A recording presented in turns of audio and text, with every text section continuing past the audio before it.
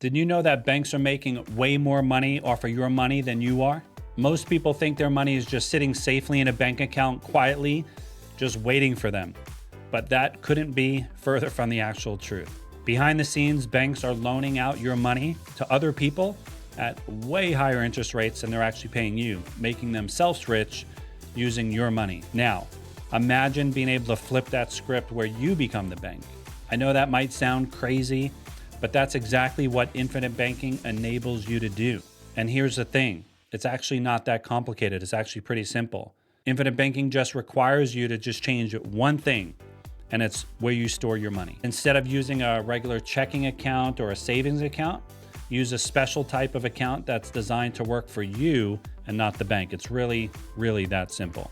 And wealthy families like the Rockefellers have been using this strategy to grow and protect their wealth for generations. And here's the thing, you don't need to be rich to start. Anyone can use this strategy. It's just been hidden from the general public, you and I, for many years for good reasons, right? The banks and the wealthy families that run them don't want you to know this information. But today, I'm breaking it all down step by step, and I'm showing you exactly how my wife and I have been able to use infinite banking in our lives for the past 4 years. And I'm just so grateful to my good friend Ray, who shared this concept with me over 4 years ago. Right? It's just changed our life, our mindset around how money works and how we actually use money in our life. And I'm grateful that I could just share this with others like you. By the end of this video, you'll know exactly how to take back control of the money in your life. And if infinite banking is a good fit, I'll share how my team can help you get everything set up the correct way. And stick around until the end, because I'm going to share the #1 mistake that people make when they get started with infinite banking. And it actually ends up costing them thousands upon thousands of dollars. And how you can avoid making that same mistake. So let's dive right in. I'm going to draw this out on the whiteboard for you so you can see exactly how this works. Okay, the old way, where you get used by the bank, right? Where they take your money and make money on it, right? It's kind of crazy when you really start to break this stuff down and when you start to understand it. And it's really not that complicated, right? So you work, right? You go and you get paid, right? You get a check. Whether it's from your job or your business, what's the first thing you do? You deposit that into, let's say, a checking account, right? At a bank, right? Normal process, normal procedure, normal routine. And then what do you do after that, right? You go and you pay your expenses, and that's your car, house, food, right? All of that stuff gets paid from there. And then what's left over, you usually have two options. Or for most people, they either leave it here in the checking account or they transfer it and they move whatever's left to a savings account at a bank, right? If they leave it in the checking account, the average interest at the bank is 0.07%. They're laughing in your face. It's practically peanuts. Savings account in the US, right, is 0.41% average across the US. Or if you put it in a high yield savings, which not everybody does, they'll give you 4% there. And this is all simple interest, right? Very different than compound interest. Simple interest is when you're paid on the principal, right? The interest rate, not on the interest earned, right? So it just continues to you only get paid on the money that you put in, not the interest that you earn. And you also lose control of your money, right? If you pull that money out of the account to go do something else with it, you lose that interest, right? So most people just leave it and park it there. And the bank's using your money, right? Your money is not stored safely in a vault just waiting for you with your name on it in a little shoebox, right? What does the bank actually do? They actually lend it out to other people at a much higher interest rate. So they start to lend it out to people in forms of loans, right? So what do people take loans for? So this is your bank account, and the money starts to leave. Somebody wants a car loan, and this is not you. The bank loans it out at 8%, right? That person's paying back, right? And now somebody wants a boat, and maybe they're giving that at 8%. Maybe somebody wants a business loan, right? And maybe that's at 7%. Then, right? And the game can go on. It could go on for mortgages and, right, homes, all types of stuff. So they borrow your money for peanuts for 7% or 0.41% or maybe 4% if you're lucky, if you put it in a high yield savings, and they get rich lending your money to other people. I mean, crazy, right? Banking is the most profitable business in the world, and 99% of people manage their money this way. They've been doing it for a while. And if you look at it, let's change colors here. Bank made 8%, and 8% is 16 plus 7 is 23%. So people would say, well, let's say they're giving you 4%, so minus 4%. People would say, wow, the bank made 19%. And that's actually not the truth, right? Because if you take, I'm going to pull my calculator out here. If you take 23 and divide it by 4, it's actually a 5.75x. So that is 575% on your money, right? If that doesn't make you sick, I don't know what does, right? Banking is the most powerful, profitable business in the world. And I don't know how we all fell for this scam, right? Probably a lot of programming, commercials, school, right? It wasn't by accident. This was 100% intentional. So now that you know how banking actually works, it's time that you take back the banking functionality in your life, right? We all have to finance things, and it's only about changing one thing: where you park your money and where you store it. So let me draw this out. Let's go back to the whiteboard here.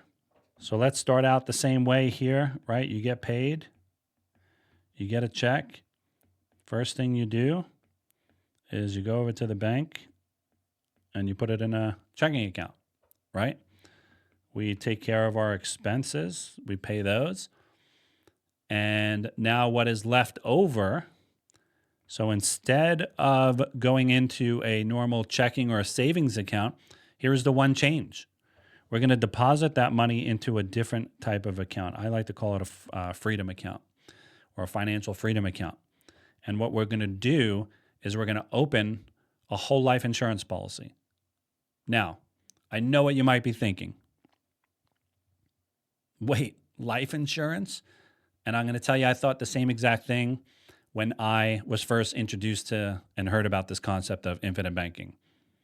So keep an open mind here. It's not just an ordinary life insurance policy. It's actually a specially designed whole life policy from a mutually owned insurance company. And guys, this is key. This is really important. I'm going to talk about this a little bit later in the video, how this is the number one mistake that people make when they get started with infinite banking. This account becomes your privatized private banking system. So let's take a look at the benefits and why this is so different. Just this one shift, this one change, right? So we're talking about interest. You're going to get 3.5 to 4% compounding interest, right? Not simple interest. What's compounding interest again? Remember, it's where you're paid interest not only on the principal, but the interest that's earned. Very, very big difference, right? Albert Einstein says it's like one of the next wonders of the world, right, is compound interest if we really truly understand it. And banks do, and people don't, and that's why we put our money in the bank. And then you're also going to get paid dividends, right? Insurance companies are some of the most conservative companies when it comes to investing, so they pay a dividend back to their owners, which in a mutually owned insurance company is a policy owner, which is you. And they've paid this for 120 plus years, the companies that we use. Some of them 140 years. And this is paid the same for those amount of time, right? So it's guaranteed. When you look at this, between those is about 5.5% compounding uninterrupted interest. And it's tax-free growth. 100%. Right? Not the same if you put money in a bank, even though you're not getting much for it, that growth is not tax-free. So it's 100% tax-free growth. And the next thing is death benefit. This is what most people think of life insurance. And usually a lot of people pass by this. But to me, this is probably one of the most important parts because it's legacy. right? What are you even living life for? You have kids, you have a wife, you have family, right? What are you working for? What are you building a business for? Right? This solidifies it. I'm going to go out and get a death benefit that the insurance company is going to pay to my family or my kids if something was to happen to me early on, right? That's one part of the death benefit. But also, when I pass, when I'm way older in years, right, and I go to be with the Lord, I want to make sure that I'm leaving an inheritance to my children's children, right? That's what the Bible teaches us, right? God says, leave an inheritance to not just your children, but your children's children. This death benefit allows us to pass this off.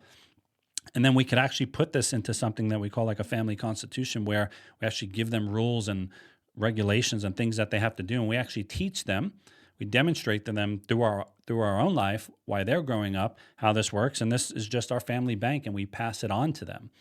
Right? So guys, this is big. You don't get this with a savings account, and we're not done, right? Wait, there's more. One of the most important parts is leverage, where now you can actually start using your money and putting your money to work, but you're actually not using your own money. Now, this sounds crazy, but you're not using your own money, and I'm going to give you an example here. So I'm going to give you an example of that right now. Let's say you wanted to buy a car, right? That's a car. It's a little box. I'm not drawing a car. I'm not an artist. I'll put some wheels on it for you to give it some motion. But let's say that's $30,000. Me and my wife did this recently. We had $30,000 left on a BMW with BMW, a loan to BMW. So we took it back, right? Over. Whether you're buying a brand new car, you're taking something back. So what we did was, instead, if this money right here, if we decided to pull this money out of our savings account, let's say option 1, you take the money and you're going to go pay cash out of your savings. And maybe you're getting 4% on it, right? You take that $30K and you go to buy that car. What happens here? You're not earning this anymore because this money's gone.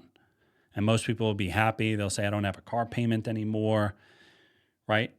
But here's what we decided to do. We had money already sitting in our freedom account, right? In our whole life policy. That's been designed and set up for infinite banking. Our money, let's say we had 30,000 cash value sitting in there for this, compounding uninterrupted at 5.5%, right? Our money stays here. Now, listen, this sometimes is the tricky part for most people. Our money stays. The insurance company keeps our money in there. It's in there uninterrupted compounding, but they give us a loan at 5.2%. That's what this loan was for. Could vary a little bit, but the loan on this insurance company was 5.2%, right? Less than what it's compounding for. So now our money's kind of in two spots, right? And we had 50 months left on our loan to BMW at about $670 a month. And we're like, you know what? That's a comfortable payment. So we decided to pay ourselves back $670 a month. We were going to pay it anyway. Be a good banker, right? Don't give your money treat your money with less respect than you would the bank. So before we had $30K and it was at 7% with BMW over there, we would have paid about 46. If we let it run, we would have paid in interest, we would have paid about $4,600, right? So the total we would have paid was just about 34,674 would have been the total payments if we let it ride with them and we didn't take it over. Right? So what would we have given away if we took the money from here? Well, not here because that's savings, but if we originally financed it and we kept it running, we would have gave away 3464, never to be used again, never to compound, just gone from our banking system, right? So we're going to talk about how you could actually recapture the money, right? Because those dollars can't be put to work anymore if they're gone. So we took that loan from the insurance company here, and we're paying them back at $670 a month back to the policy, right? Back. And what happens is each and every month when we pay this back, that frees up cash value again. So we're allowed to take that money back out for something else, right? So it's available to use again. Not that you have to, but as soon as you're ready to buy something else or invest in something else, that money's available again for you to borrow out.